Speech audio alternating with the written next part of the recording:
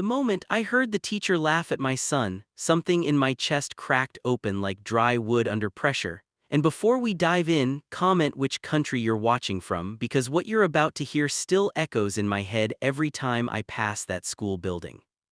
I was standing in the hallway near the trophy case, the smell of floor cleaner sharp in the air and the squeak of sneakers bouncing off painted walls, when I heard my boy's voice tremble through the open classroom door. He was only 9, small for his age, clutching a folded worksheet like a life raft as he spoke about his dad being in the military. The teacher's tone came back at him cold and sharp, calling his words a fantasy and telling him to stop making things up for attention. I froze where I stood, every muscle tight, listening to other children snicker while my son tried and failed to keep his lip from shaking. My hands clenched around the strap of my purse, heart pounding loud enough I thought it might echo, and I felt that old, familiar fear of walking into a room where your child is already being judged before you even open your mouth. I took a step toward the door but hesitated, the weight of confrontation pressing heavier than the carpet beneath my shoes. From inside, the teacher's voice rose again, accusing him directly, saying, "A four-star general, please, that's not something kids' dads just are." My son insisted quietly, eyes darting to the floor tiles as he repeated the truth he lived with every day, that his father wore a uniform and led people far more powerful than even most adults realized. The teacher scoffed louder this time, telling the class they should be honest like normal kids, not invent stories copied from movies, and a few students laughed in that cruel way children do when they sense permission from an adult. Something inside me snapped clean, that primal switch between patience and protection flipping hard, and I pushed open the classroom door slowly, the hinges groaning like a warning siren. 30 little faces turned in unison, eyes wide, and right there at the front stood the teacher with her arms crossed like a judge waiting to issue a sentence. My son spotted me and instantly softened, relief and embarrassment mixing across his face like tears he refused to let fall. I walked in calmly, forcing steady steps even as anger rattled my ribs, and asked if there was a problem I needed to know about. The teacher gave me that practiced half-smile adults use when they think they're dealing with an unreasonable parent, and she explained that my son had told a tall tale about his father's job. She motioned dismissively toward him like she was brushing dust off a shelf.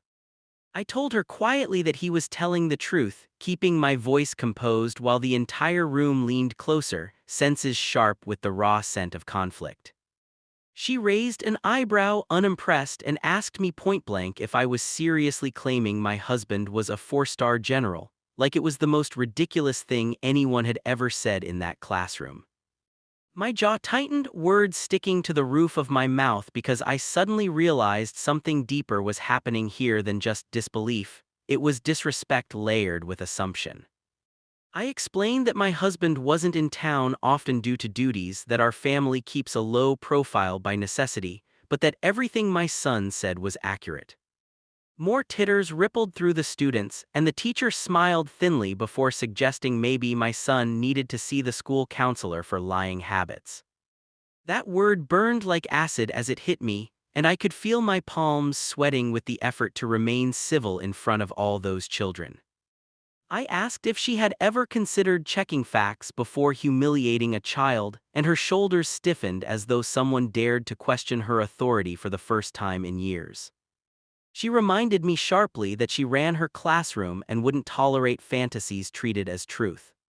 The tension thickened so tight it felt like the air itself slowed, fluorescent lights humming above us like judgment, until my phone vibrated in my purse with a message I'd been waiting for all morning. I didn't check it right away because I didn't want to break eye contact with the teacher, who now seemed determined to hold her ground out of pride alone. I told her that whether she believed me or not, my son deserved respect, not ridicule, and that no adult had the right to call a child a liar without proof. She huffed in response, folding her arms tighter, stating that real generals don't let their kids brag in classrooms, as if humility somehow negated truth. Students began whispering more openly now, some leaning toward my son, some staring at me, others watching the teacher like spectators waiting for the winning move.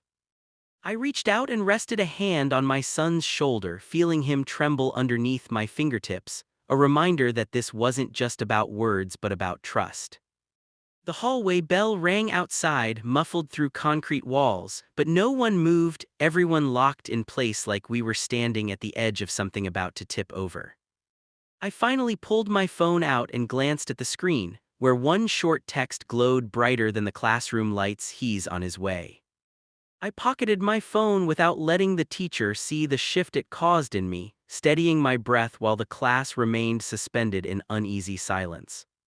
She gave me that same dismissive smile again and told me that unless I had documentation to back up my claim, the conversation was over. I asked what kind of documentation she wanted for a 9-year-old's family situation, and she waved a hand like even asking the question was exhausting.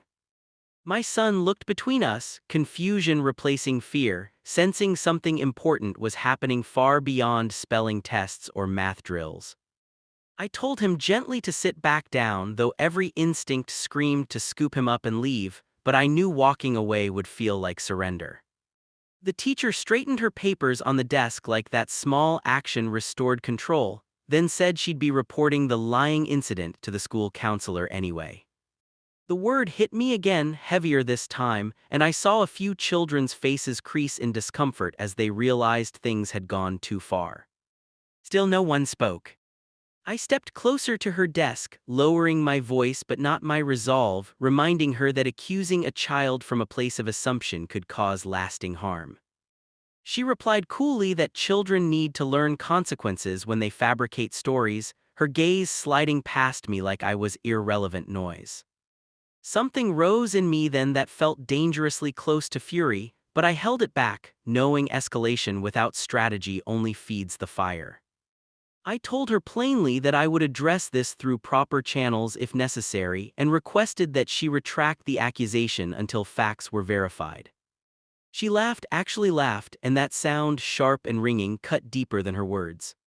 Behind me, a few parents who had come early for pickup began to gather at the doorway, drawn by the audible tensions spilling into the hall.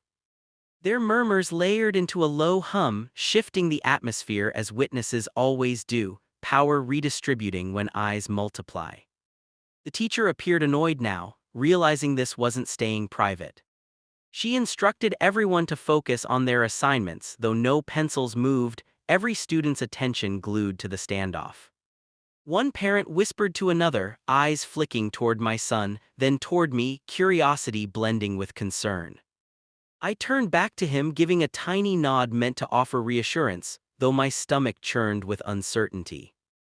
Minutes felt stretched into hours as we waited for what even I didn't fully know, only that the message on my phone meant this wasn't staying theoretical. Finally, the sound of heavy boots in the hallway broke through the static of whispers, rhythmic thuds marching closer with unmistakable authority. Conversation died instantly, replaced by the echo of footsteps and the sharp click of a door swinging open somewhere down the hall. The teacher frowned slightly, glancing toward the noise, then looked back at me as if daring me to continue this absurd discussion. I simply stood quietly beside my son, heart pounding again, this time with a strange, cautious hope. The boots stopped right outside the classroom door. A soft knock followed, firm but respectful, and the suddenness made several students jump in their seats. The teacher turned, clearly irritated by the interruption, and barked a quick "yes" without moving from her spot. The door opened, revealing two uniformed aides stepping in first, their posture straight, eyes scanning the room with trained calm. Gasps rippled across the classroom, whispers instantly reigniting as the children took in the sight of crisp military dress in place of colorful backpacks. Then he stepped in behind them, tall and broad-shouldered, decorated uniform catching the fluorescent light in silent brilliance. My breath caught in my throat as recognition flooded me, my husband, finally home, standing right there with composed intensity. The insignia on his chest gleamed unmistakably, the 4 stars that had been doubted now shining proof against disbelief. Every face in the room froze, mouths open, eyes wide, even the teacher's confident stance faltering mid-breath. She blinked twice, confusion flashing across her features as she registered the uniform, the stars, the aides flanking him with ceremonial precision.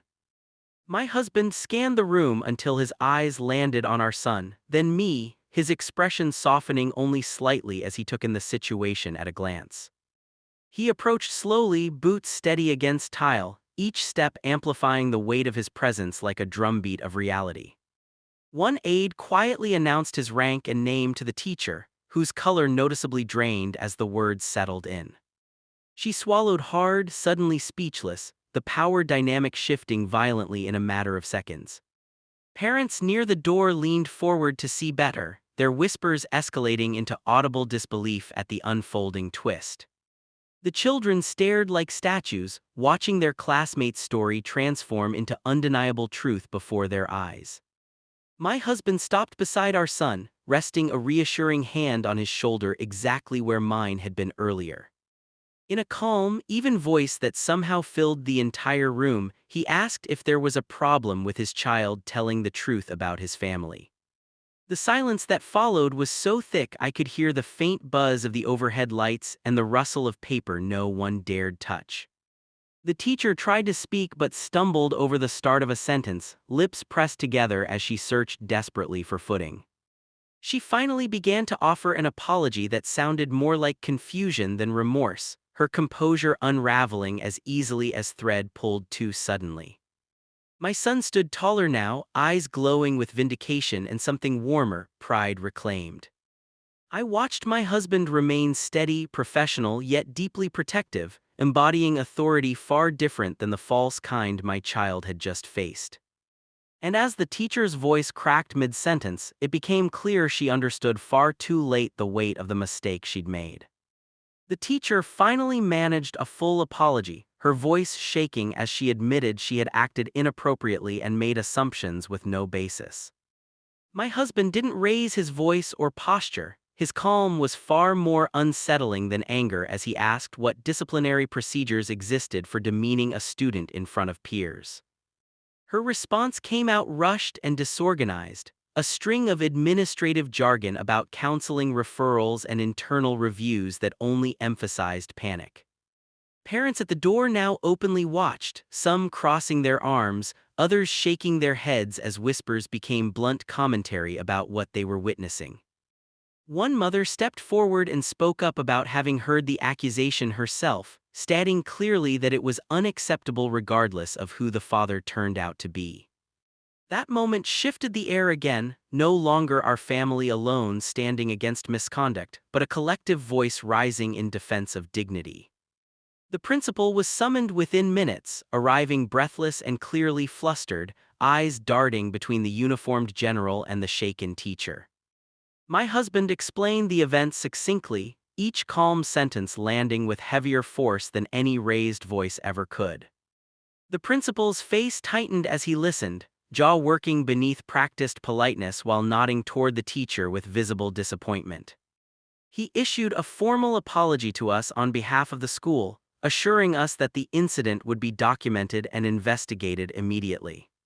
He turned to the classroom then, addressing the children directly, stating that no student should ever be humiliated for sharing their truth.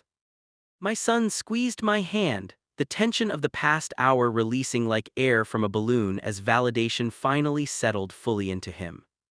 The teacher stood silently now, eyes lowered, no longer the unchallenged authority from earlier but a reminder that power without empathy always collapses.